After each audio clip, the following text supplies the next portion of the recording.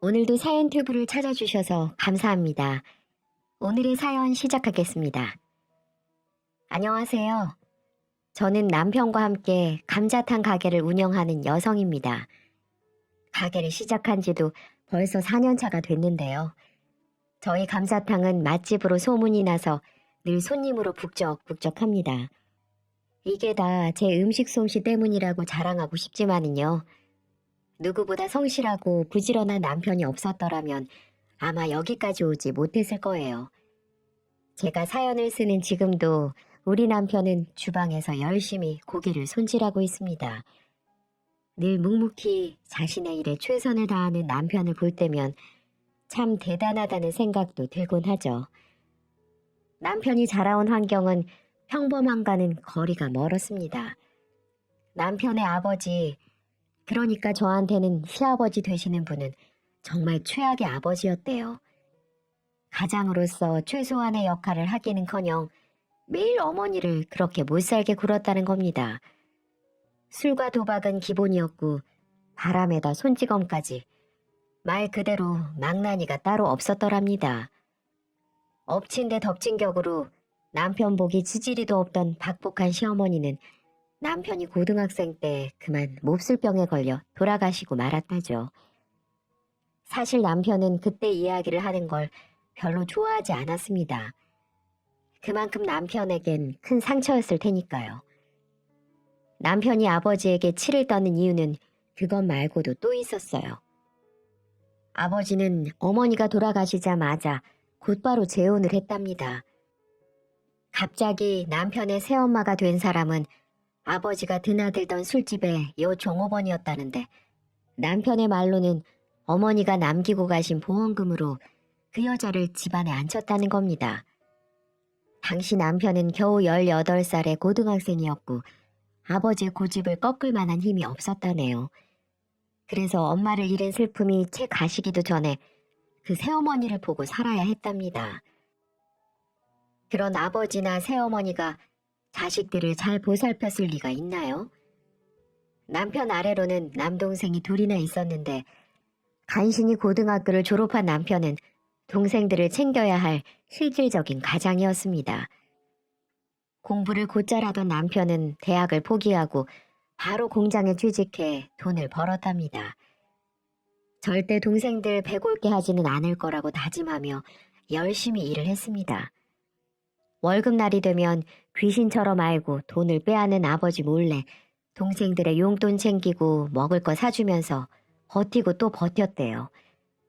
남편 바로 밑에 있는 둘째 동생도 대학 진학을 하지 않고 바로 취직을 했습니다.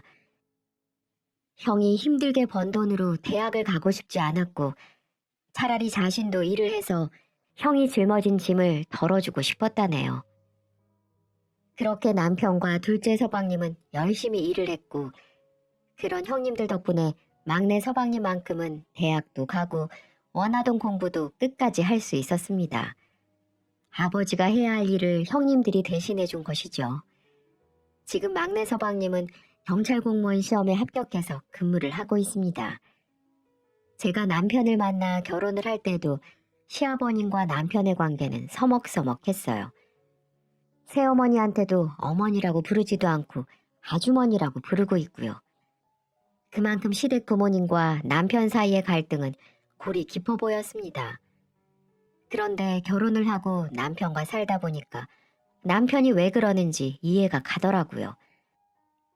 말로 전해 들었을 땐 잘 몰랐는데 막상 시댁 어른으로 대하며 경험해 보니까 왜 개차반 소리가 나오는지 알겠다랄까요? 두 분의 경우 없는 행동은 저조차도 기함할 정도로 대단하더라고요. 남편과 결혼을 하고 신혼살림을 차릴 때도 시댁에선 남편에게 아무 도움도 주지 않았습니다. 오롯이 남편의 힘으로 결혼을 한 거죠. 그런데도 시아버님은 결혼식 축의금을 모조리 챙겼고요. 결혼 당사자한테는 한 푼도 주지 않았죠. 하다못해 신혼여행 경비라도 내어주실 줄 알았는데 마치 당신의 권리인 양 입을 싹 닦으시더라고요. 솔직히 당시에는 진짜 억울한 생각이 들었지만 거기까지 관여하고 싶진 않았습니다. 제 성격이 본래 맞으면 맞고 아니면 아닌 그런 성격입니다. 어렸을 적부터 왈가닥 같다는 소리를 귀에 딱지가 않도록 들으면서 자랐죠. 어쩌면 그런 성격 때문에 지금의 남편과 결혼을 결심했는지도 몰라요. 결혼 전부터 남편의 가정사를 알고 있었지만 우리 두 사람이 중요하지 주변 환경은 상관없다고 생각했거든요. 만약 시댁이나 친정이 우리 두 사람의 행복을 가로막는다면 전 딱 부러지게 행동할 자신이 있었습니다. 하지만 우려했던 일은 제 생각보다 빨리 일어났어요. 큰애야, 이번 주말에는 본가로 좀 내려와야겠다. 왜요, 어머니? 무슨 일 있어요? 꼭 무슨 일이 있어야 얼굴 보니? 너희들도 이제 결혼을 했으니까 가끔 들러서 밥도 같이 먹고 해야지. 너도 알다시피 첫째랑 네 시아버지랑 사이가 소원하잖니. 이참에 가족들끼리 돈독해지면 좀 좋겠어? 시어머님은 가족 모임을 통해서 뿔뿔이 흩어진 가족들 얼굴을 보자는 것이었죠. 솔직히 틀린 말도 아니었고 저도 결혼한 지 얼마 되지 않아서 딱히 거절하기가 애매했어요. 시어머님의 바람을 남편에게 전달하니까 남편의 표정이 확 구겨지는 겁니다. 됐어. 무슨 가족 모임이야? 가족 같아야 가족 모임도 하는 거지. 그래도 오빠, 어른들은 꼭 그렇게만 생각하지 않을 수도 있어. 나이가 들수록 가족 간의 정이 그리울 수 있잖아. 일단 이번에는 어머니 말씀처럼 내려가 보자. 도련님들 얼굴도 볼 겸. 제가 차분하게 부탁을 하자 남편은 마지못해 승낙을 했습니다. 각자 다른 지역에서 살던 도련님들도 한자리에 다 모이게 되었고요. 그렇게 시댁에서 식사를 하고 두런두런 대화를 나누고 있는데 시아버님이 뜻밖의 말씀을 꺼내시더라고요. 이제 첫째 상구도 장가를 갔고 둘째 상철이는 직장 다닌 지도 꽤 됐잖냐? 그럼 이제 너희들도 도리를 해야 하지 않겠니? 도리요? 무슨 도리요? 니들이 언제 우리들한테 용돈 한번 제대로 내놓은 적 있어? 나도 이제 은퇴를 해야 할 나이고 네 엄마도 몸이 약해서 일을 하지 못하는데 그럼 우리는 어떻게 먹고 사냐 말이다. 자식들이 셋이나 있는데 부모가 손가락 빨고 있으면 되겠느냐고. 그러니까 이제는 적어도 한 달에 한 번씩은 용돈을 좀 내놓아야지. 내 말이 틀렸냐? 그런 아버지는 자식들한테 도리를 다 하셨어요? 어떻게 그런 말을 아무렇지도 않게 하세요? 뭐? 내가 도리를 못한 게 또 뭐가 있어? 내가 너희들 밥을 굶겼냐? 밤이슬 내리는 곳에서 잠을 재웠냐? 못 배운 애비가 건강하게 키워줬으면 됐지. 뭐가 더 필요해? 남편은 시아버지의 뻔뻔한 태도에 얼굴이 확 달아오르더군요. 그런데 옆에 있던 시어머니가 한술 더 뜨는 겁니다. 그래, 니들 아버지 말씀이 맞다. 니들이 몰라서 그렇지. 이 양반이 해보지 않은 일이 없어요.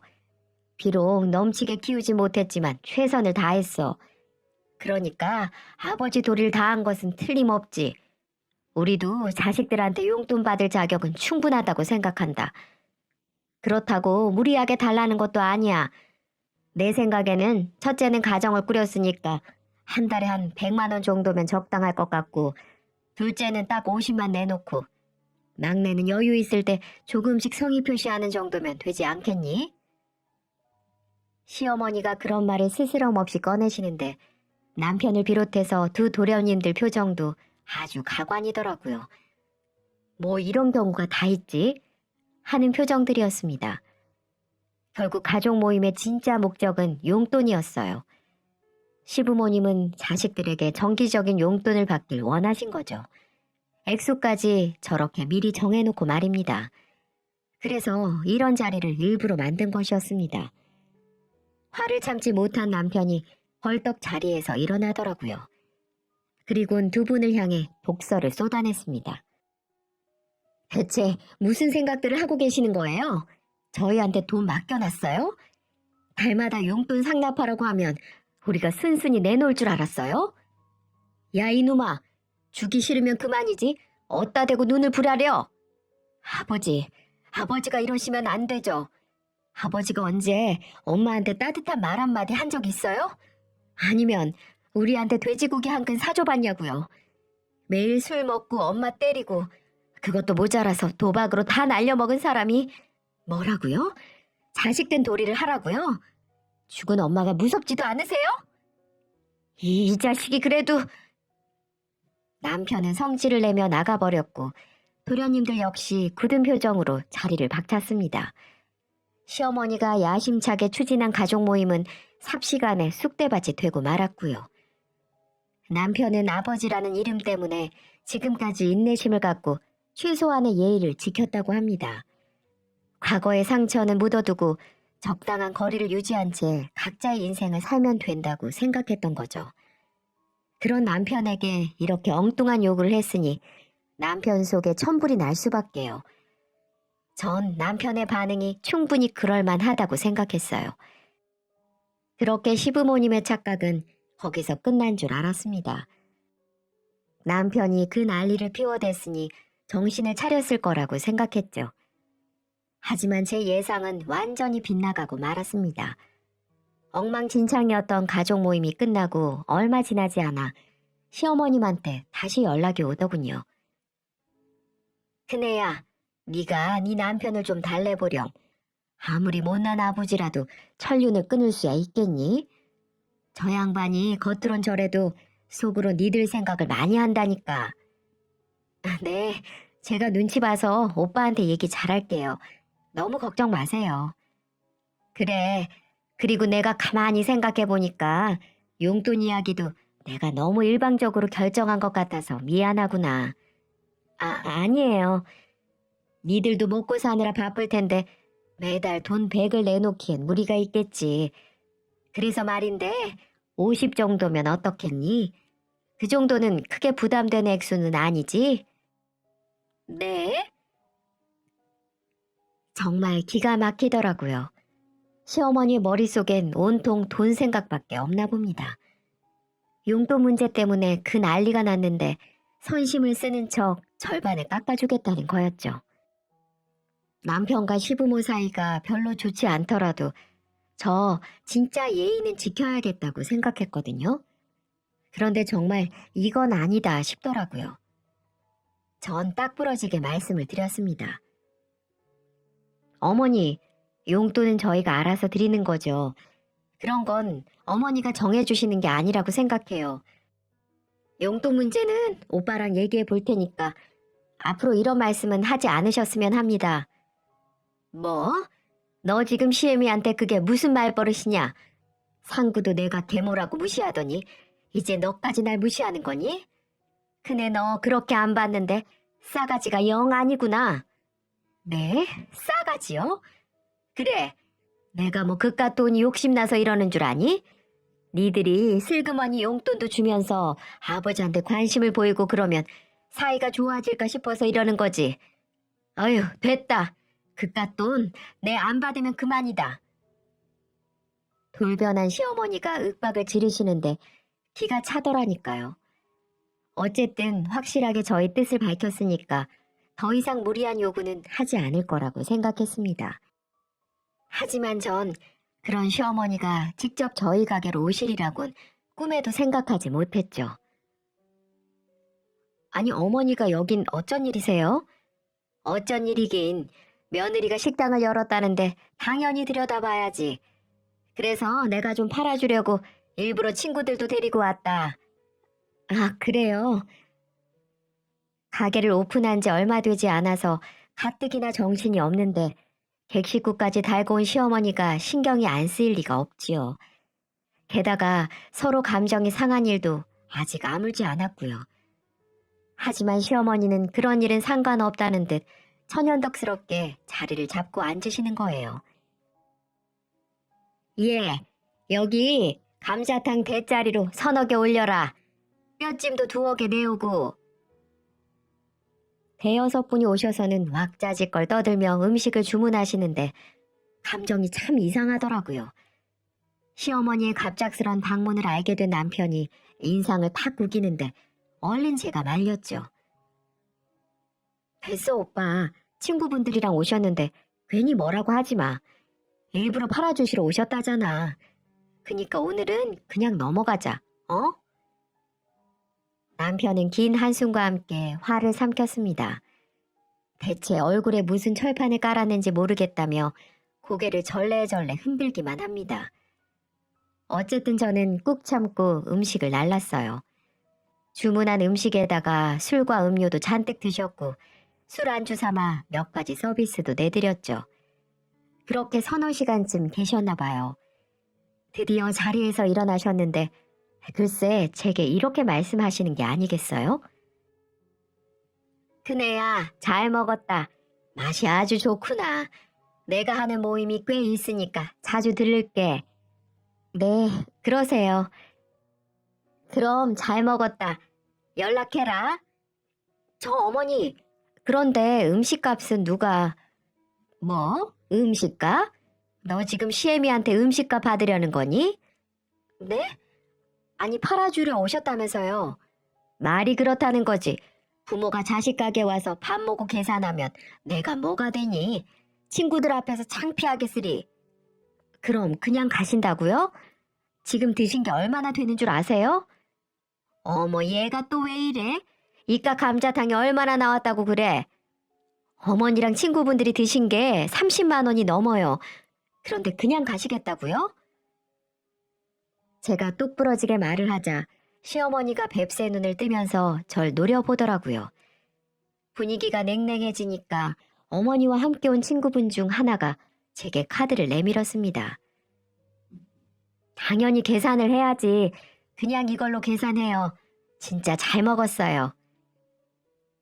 제가 마지못해 카드를 받아드니까 얼굴이 시뻘개진 시어머니가 제 손을 찰싹 때리는 거예요. 야, 너 정말 끝까지 이럴 거니? 네 눈엔 시애미가 이 지나가는 똥개보다 못해 보여? 일부러 친구들 데리고 여기까지 왔더니만 이제 아주 작정하고 개망신을 주네. 그러니까 누가 여기까지 와달랬어요? 공짜밥 드시고 싶으시면 다른 데 찾아보세요. 전 어머니한테 공짜밥 드리고 싶은 생각 요만큼도 없으니까요. 이 싸가지 없는 년이 정말. 뭐라고요? 싸가지 없는 년이요? 자꾸 이렇게 막말하실 거예요? 그래 이년아, 너처럼 싸가지 없는 며느리한테는 막말해도 돼. 그러면서 제 머리채를 휘어잡는데 난리도 그런 난리가 없었죠. 남편도 뛰쳐나와서 고래고래 소리를 지르죠. 어머니 친구분들이 뜯어말리죠. 전 시어머니랑 뒤엉켜서 땅바닥을 구르죠. 지금도 그때 생각만 하면 아찔합니다. 그렇게 시어머니랑 드자비질까지 했으니 누가 들으면 망나니 며느리라고 손가락질을 했을 겁니다. 하지만 전 제가 잘못했다고 생각하지 않습니다. 물론 그깟 음식 좀 대접해 드릴 수 있죠. 제가 돈이 아까워서 그랬겠습니까? 시어머니의 태도가 너무나 염치가 없어서 도저히 참아줄 수가 없었습니다. 시어머니건 누구건 부당한 일을 한 번, 두 번 넘어가면 계속 당하게 마련입니다. 그래서 세게 나갔던 거죠. 그 사건 이후로 시어머니는 제게 딴죽을 걸지 않았어요. 거의 인연을 끊고 살다시피 한 거라고 보는 게 맞겠지만 말입니다. 어쨌든 저와 남편은 한동안 시댁에 신경 쓰지 않고 살 수 있었습니다.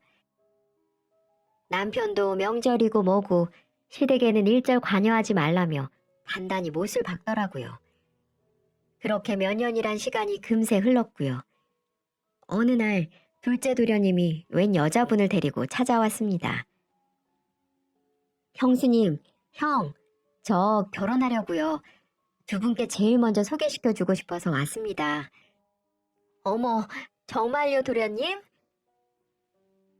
도련님 옆엔 하얀 피부를 가진 작고 예쁜 아가씨가 앉아 있었어요. 척 봐도 선하고 유순한 스타일이었습니다. 처음 뵙겠습니다. 상철 오빠랑 결혼하게 된 나영주라고 합니다. 반가워요. 그런데 정말 예쁘시네요. 너무 예쁜 동서는 저랑 비교되니까 좀 곤란하겠는데요? 예쁘게 봐주셔서 감사합니다.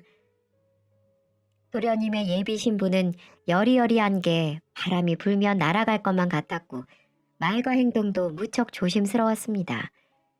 제가 여장부라면 그쪽은 천생 여자라고 볼 수 있죠. 그래도 도련님이랑 아주 잘 어울리는 여자라고 생각했습니다. 제게도 동서가 생긴다는 게 설레기도 하고요. 남편은 동생의 결혼을 반기면서도 내심 걱정도 되는 모양이었어요. 아버지한테는 말씀드렸어? 이제 말씀드려야지. 마음 같아선 그냥 너희들끼리 조촐하게 치르라고 하고 싶다마는. 알아, 형이 무슨 마음인지. 걱정 마, 내가 알아서 할게. 두 형제는 서로를 마주 보면서도 말을 아꼈습니다. 집안 도움 하나 없이 어렵게 결혼을 한 남편은 동생이 똑같은 과정을 겪는 게 싫었을 겁니다. 도련님도 그런 남편의 근심을 잘 이해했고요. 하지만 아버지가 멀쩡히 살아계시는데 어떻게 빼놓고 결혼을 할 수 있었겠습니까? 둘째 도련님은 결혼 소식을 시댁에도 알리고 날짜를 잡았죠. 평범한가는 거리가 먼 시어머니가 동서에게 무슨 요구를 할지 눈에 선하더라고요. 혼순이 떡값이니 상식에 벗어난 무리한 요구를 하겠죠. 왜냐면 저한테도 그랬으니까요. 하지만 저야 남편의 당부도 있었고 또 성격상 부당한 걸 잘 참지 못하기 때문에 시어머니의 요구를 수용하지 않았습니다. 그렇지만 예비 동서는 왠지 딱 잘라 말하지 못할 거란 생각이 들더라고요. 전 도련님이 결혼 날짜를 잡고 식을 치르기 얼마 전쯤에 예비 동서와 통화를 했습니다. 그리고 조심스레 시어머니의 무리한 요구는 없었는지 확인을 했죠. 역시나 제 생각이 딱 맞아 떨어졌습니다. 동서는 기어들어가는 목소리로 고백을 하더군요. 네, 형님 말씀이 맞아요. 시어머니가 저한테 따로 전화를 하셔서 혼수랑 친인척분들에게 드릴 떡값을 구체적으로 말씀하셨는데 너무 무리한 액수를 말씀하셔서 고민이 많아요. 오빠한테는 절대 말하지 말고 알아서 잘 하라는 당부까지 하셔가지고 이래저래 곤란하네요. 그 말 절대 들으면 안 돼. 동서가 잘 몰라서 그러는데 아버님도 보통분이 아니시지만 시어머니도 장난 아니셔. 이것저것 다 들어주다간 결혼하기도 전에 거덜날지도 몰라. 그러니까 고지고대로 절대 하지 말고 적당한 선에서 해결봐. 네, 그렇긴 한데 워낙 완고하셔서. 고집 부린다고 다 들어줄 일은 아니잖아. 그러니까 내 말 들어. 제가 그렇게 신신당부를 했는데도 동서는 시어머니의 요구를 거의 들어준 것 같더라고요. 넌지시 들어보니 동선에도 그렇게 넘치는 살림은 아닌 것 같던데 시어머니가 하도 딱 잘라서 말을 하니까 결국 무리를 한 거죠. 어쨌든 곡절 끝에 두 사람은 결혼을 했고 아이도 낳고 행복하게 살았습니다. 하지만 동서의 가장 큰 문제는 역시 시댁이었죠. 뭐? 시댁에 또 다녀왔다고? 얼마 전에 김치 담근다고 갔다 왔다며. 그런데 왜 또 갔어? 사실은 어머니가 하시는 말씀이 아버님이 허리를 삐끗하신 이후부터 입맛이 영 없으셨는데 갑자기 추어탕을 드시고 싶다고 하셨대요. 그래서 집에서 추어탕을 좀 해보자고 하시면서. 뭐? 추어탕? 추어탕이 드시고 싶으시면 사드시면 되지. 왜 멀리 사는 며느리를 자꾸 부르신대? 그래서 알겠습니다 하고 미꾸라지 사들고 갔단 말이야? 네, 그렇게 됐어요. 어머니가 제가 주말에 별일 없는 것도 알고 계시고 그냥 해드렸어요. 동서, 자꾸 그렇게 요구를 들어드리면 한도 끝도 없어. 그러니까 아니다 싶으면 아니라고 똑바로 말씀을 드려야 해. 네, 알겠어요, 형님. 시부모님들은 착한 동서를 이래저래 뽑아먹고 부려먹는 것 같았습니다. 빡빡한 제겐 먹히지가 않으니까 유순한 동서에게 화살이 전부 쏠려버린 거겠죠. 제가 받았을 시집살이가 동서에게 더해진 것 같아 마음이 아프더라고요. 그리고 더 심각한 건 시어머니의 욕심이었어요. 이런저런 기념일에는 당연히 두툼한 현금을 바랬고 홈쇼핑에서 구미가 당기는 물건을 보면 어김없이 동서 눈치를 준답니다. 어디 그뿐입니까? 시아버님 허리에 좋은 약과 음식은 기본이요. 여기저기 잘 다니시는 시어머니의 택시비까지 말씀하신다는 겁니다. 이거 해달라, 저거 해달라. 소소한 요구를 빼고서라도 물질적인 걸 자꾸 원하시니까 동서가 힘이 들 수밖에요. 둘째 서방님 벌이야 뻔하고 애를 둘이나 키우면서 사는 동서가 넉넉할 리도 없는데 자식들 사정 뻔히 알면서도 손을 벌리는 모렴치가 기가 막힐 노릇이었죠. 하지만 착해 빠진 동서는 시어머니의 요구를 딱 자르지 못하고 소가리만 하다가 결국 들어주고야 말죠. 시어머니가 그런 동서를 예뻐하시기라도 하면 다행이게요. 예뻐하기는커녕 당신의 성에 차지 않으면 사람 속을 그렇게 긁어놓는 겁니다. 말만 들어도 분통이 터질 노릇인데 그렇다고 제가 시어머니에게 따지기도 애매하더라고요. 그래서 남편한테 서방님과 얘기를 좀 나눠보라고 했죠. 아무래도 동서 성격상 매듭을 못 지으니까 서방님이 나서줘야 할 것 같다는 생각을 한 겁니다. 남편은 일부러 날을 잡아서 둘째 서방님이랑 만나고 돌아왔습니다. 뭘 하셔? 서방님이 알았다셔? 알았다곤 하는데 재수씨가 자꾸 받아줘서 그러는 것도 있다네. 상철이가 아버지랑 아줌마한테도 말했는데도 상철이 모르게 계속 그러시는가 봐. 아유, 속 터져. 그러니까 왜 동서는 그걸 딱 자르지 못해가지고. 제 일은 아니었지만 제가 당하는 것 같은 기분이 들더라니까요. 정말 답답해서 미칠 노릇이었죠. 이러다간 이리저리 휘둘려 살다가 화병만 생긴다고 그렇게 얘기를 했는데도 말입니다. 그리고 얼마 후 우려했던 일이 벌어졌어요. 동서에겐 홀어머니가 한 분 계셨는데요. 오랫동안 요양병원 생활을 하고 계셨죠. 그런데 지병이 악화돼 갑작스럽게 운명하시고 만 겁니다. 혼비백산이 된 동서는 겨우 장례를 치르고 넋이 나가 있었는데 시어머니가 그런 동서에게 가을 단풍 구경을 가자고 운전을 해달라고 했다는 겁니다. 아니 대체 정신이 있기라도 한 걸까요? 상 치른 사람에게 단풍 구경 가자고 하는 게 말이나 됩니까? 그것도 시어머니란 사람이 말입니다. 참다 못한 동서가 그런 시어머니에게 싫은 소리를 한마디 했더니 때 되면 사람 다 죽는다면서 별스럽게 굴지 말라고 오히려 타박을 했더랍니다. 참 할 말이 없게 만드는 시어머니죠. 그날은 동서도 많이 힘들었나 봅니다. 저와 술 한잔 하고 싶다면서 가게로 찾아왔더라고요. 형님이 우유보다는 제 성격 잘 아시고 이런저런 말씀해 주신 거 참 감사하게 생각해요. 저도 아니라는 거 잘 아는데 생각처럼 잘 못하겠어요. 좋은 게 좋은 거라는 생각으로 받아들인 것뿐인데 그러다 보니까 결국 상처받는 건 저뿐이라는 걸 알게 됐어요. 시어머니 때문에 마음에 큰 상처를 받은 동서는 저와 밤새 이런저런 얘기를 나눴습니다. 부지불식간에 어머니를 잃은 아픔을 잘 다독여줬고요. 한없이 여린 동서가 이제 다시는 시어머니한테 휘둘려 살지 않도록 당부도 했습니다. 제 조언에 굳은 결심을 한 동서는 다시는 그렇게 살지 않겠다고 약속을 했어요. 그리고 진짜 용기를 내서 실행에 옮기더라고요. 형님, 저 어머니가 50만 원 붙이라는 거 거절했잖아요. 당당하게 어머니, 저 돈 없어요. 지난달에도 생활비 부족해서 먹고 싶은 거 먹지 못하고 겨우 버텼어요. 죄송합니다. 라고 말했다니까요. 어머 진짜? 잘했네. 정말 잘했어. 그래, 처음엔 어렵지만 하다 보면 그렇게 말이 나온다니까.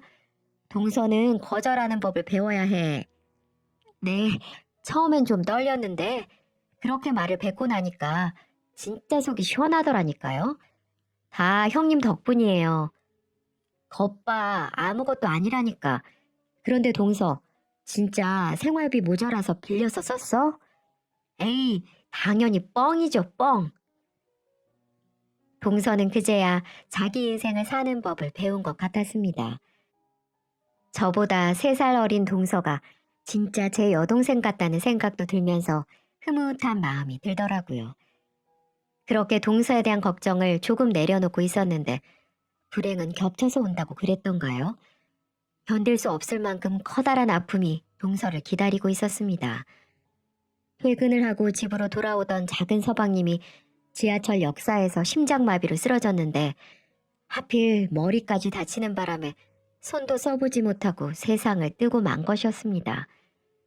그 소식을 들은 전 너무나 큰 충격에 정신을 차리지 못했습니다. 어머니를 잃은 지 얼마 되지도 않았는데 남편까지 잃다니요. 하늘이 참 원망스럽더라고요. 남편도 작은 서방님의 영정 앞에 엎드려 얼마나 울었는지 모르겠습니다. 능력 없는 형 때문에 하고 싶은 공부도 포기한 동생이라며 꺽꺽 눈물을 쏟아냈습니다. 전 어린 조카들과 정신이 나간 동서를 챙기며 남몰래 눈물을 훔쳤어요. 왜 동서한테만 이런 일이 생기는 건지 너무 안타까웠습니다. 그런데 더 화가 나는 건 장례식을 치르는 내내 시부모님이 나타나지 않았다는 겁니다. 그러다 마지막 발인을 하는 날 시어머니가 뒤늦게 도착을 하더라고요. 네 아버지는 허리가 영 좋지 않아서 집에 계시라고 했다. 아니 둘째는 젊은데 어쩌다가 심장마비야. 평소에 건강관리를 어떻게 해가지고는. 아무튼 떠난 사람은 어쩔 수 없고 산 사람은 살아야 하니까 얼른 정신 차려라. 마치 남의 집 이야기를 하듯이 하는데 오만 가지 정이 다 떨어지더군요. 서방님 장례식이니까 조용히 넘어가려고 했지만 화가 치밀어 올라서 도저히 견딜 수가 없었습니다. 어머니, 어쩜 말을 그렇게 하세요? 지금 자식이 죽은 거예요. 어머니 아들이 죽었다고요. 근데 뭐라고요? 건강관리가 뭐가 어째요? 아버지는 허리가 좋지 않아서 오지 말라고 했다고요? 지금 그게 할 소리예요? 아니 얘가 갑자기 왜 이래? 네 남편 죽었니? 왜 네가 펄펄 뛰고 난리야? 네, 어차피 어머니 배로 낳은 자식 아니니까 감정 없는 거 그렇다 치는데요. 그런데 왜 동서 부려먹을 때는 친부모처럼 굴었어요? 아니, 친부모라면 그러지도 않았겠지만은요. 대체 왜 그랬냐고요? 이러실 거면 당장 나가요. 어머니는 여기 계실 자격도 없어요. 아니, 얘가 진짜? 제가 하도 난리를 치는 통에 시어머니는 쫓겨나듯 장례식장을 떠나야 했습니다. 야속한 서방님도 하늘나라로 떠나버렸으니 차라리 이렇게라도 시댁이랑 인연 끊고 사는 게 동서한테도 좋을 것 같았습니다. 형님, 저 이제 어떻게 살아요? 오빠도 없이 애들 키우면서 어떻게 살아요? 동서 미안해. 내가 좀 더 신경을 써야 했는데. 그래도 기운 내야지. 애들 봐서라도 힘을 내야지. 형님, 저 너무 막막해요. 어떻게 해야 할지 도무지 모르겠어요. 동서. 슬픔에 휘청거리는 동서를 겨우 달래서 장례를 마쳤습니다. 남편을 잃은 아픔을 제가 어떻게 가늠하겠습니까? 그런 생각만으로도 눈물부터 나는걸요. 전 그 뒤로도 동서 집을 부지런히 다녔습니다. 너무 슬픈 상처는 사람 만나고 자주 이야기를 하면서 견디는 게 제일 좋거든요. 동서는 조금씩 힘을 내는 것처럼 보였습니다. 제가 챙겨준 식사도 한 술씩 떠넣었고 제 말에 귀를 기울이며 아빠를 찾는 자식들을 다독이더군요. 너무나 큰 아픔이지만 그래도 시간이 지나면 조금씩 나아질 거라고 믿었습니다. 전 진심으로 동서가 나아지길 바랬어요. 그렇게 석 달쯤 흘렀을까요? 그날따라 유독 잠이 오지 않더라고요. 새벽녘이 돼서야 겨우 까무룩 잠이 들었는데 동서에게 문자가 하나 오더라고요. 문자에는 이렇게 쓰여 있었습니다. 갑자기 형님이 보고 싶네요. 혹시 괜찮으시면 저희 집에 와주실 수 있을까요? 꼭 부탁드려요. 심장이 쿵 내려앉으며 불길한 예감이 스쳤습니다. 바로 전화를 걸었는데도 받지 않더군요. 전 부랴부랴 차를 몰고 동선의 집으로 향했습니다. 깊은 잠을 자듯 가만히 누워있는 동서는 제가 왔는데도 깨어나지 않았습니다. 동서 옆에는 극단적인 선택을 한 도구들과 물건들이 있었어요. 저는 너무 놀란 나머지 동서를 깨우기 시작했습니다. 동서, 아이고, 동서, 일어나봐. 이게 지금 무슨 일이야? 내가 버티고 살자고 그랬잖아. 왜 그랬어? 남은 새끼들이 무슨 죄야? 빨리 일어나 보란 말이야. 저는 이렇게 말을 하며 차갑게 식어버린 동서의 얼굴을 매만지며 한참을 오열했습니다. 그리고 심정은 이해가 되지만 원망스럽기도 했어요. 조금만, 애들 봐서라도 조금만 더 견디지. 왜 그랬을까요? 그런 선택을 한 동서가 너무나도 미웠습니다. 그리고 동서 옆을 보니 무슨 편지 같은 게 써져 있었어요. 바로 그건 동서가 제게 남긴 편지로 보였습니다. 그리고 하나하나씩 읽어내려가며 경악을 금치 못했습니다. 편지엔 동서를 향한 시어머니와 시아버지의 추악한 행동이 낱낱이 담겨 있었어요. 대충 내용은 이랬어요. 남편을 잃고 우울증과 고통을 느끼고 있을 때 시부모님들은 받은 보험금을 자신에게 달라며 온갖 협박을 일삼았고 조카들까지 강제로 시댁으로 데리고 가서는 원하는 대로 해주지 않으면 자식들을 돌려주지 않을 거라고까지 했다는 겁니다. 그리고 말을 듣지 않으면 무지하게 폭행까지 했다고 했습니다. 가뜩이나 우울증이 온 동서에게 그런 파렴치한 짓을 하고 말았으니 동서가 간신히 붙들고 있던 이성은 허무하게 끊어져 버렸던 거였어요. 다행히도 동서는 시부모의 행동을 핸드폰 동영상과 녹음으로 모두 기록해 두었더군요. 영상에는 시아버지와 시어머니가 동서의 머리끄댕이를 잡고 고래고래 협박을 하는 장면과 조카들을 강제로 빼앗아가는 모습, 녹음 등이 고스란히 남아 있었습니다. 그 힘든 과정 속에서도 동서는 집안에 홈 CCTV를 설치해 모든 장면들을 증거로 확보해 두었고 시부모님을 고소하기로 마음을 먹었던 것 같았어요. 하지만 동서는 스스로를 이겨내지 못했던 것 같습니다. 모든 증거를 모았어도 진흙탕 같은 싸움을 시댁과 하기 싫었다고 했어요. 아무리 미워도 먼저 하늘나라로 간 남편의 부모님이고 조카들의 할아버지, 할머니니까요. 그래서 무척 괴로워하다 남편 곁으로 가겠다고 편지 형식으로 유서를 남겼더군요. 동서는 마지막으로 제게 이런 말을 남겼습니다. 형님, 이런 모습 보여드려서 미안해요. 하지만 저 남편 없는 세상에서 사람답지 못한 취급받으며 살 자신이 도저히 없어요. 그래서 이렇게 못난 결정을 했습니다. 면목 없지만 저희 애들 형님께 부탁드리겠습니다. 그동안 잘해주셔서 너무 감사했습니다. 형님 덕분에 숨을 쉴 수 있었어요. 면목 없지만 다시 한번 제 사랑하는 애들 잘 부탁드립니다.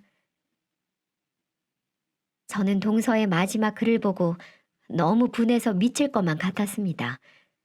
그래서 먼저 119에 신고해 동서를 보내고 남편과 도련님에게 모든 사실과 증거들을 보여줬어요.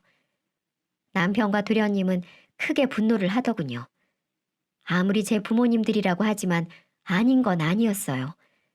먼저 간 서방님에게 미안하다며 꼭 복수를 해주겠다고 피눈물을 흘렸습니다. 결국 시부모님은 살인 미수, 공갈 협박, 갈취, 모욕죄 등이 적용돼 재판에 넘겨졌고요. 그 인간 같지도 않은 시부모들은 자신의 잘못이 없다고 변호사를 써가며 방어를 했지만 대한민국의 법망을 피해가기는 힘들었습니다. 워낙 동서가 증거를 잘 확보해둔 탓에 그들은 미꾸라지처럼 빠져나오지 못했네요. 그래서 지금은 5년, 3년형을 나란히 선고받고 복역 중에 있습니다. 결국 그들은 나중에서야 후회를 하고 참회의 눈물을 흘리더군요.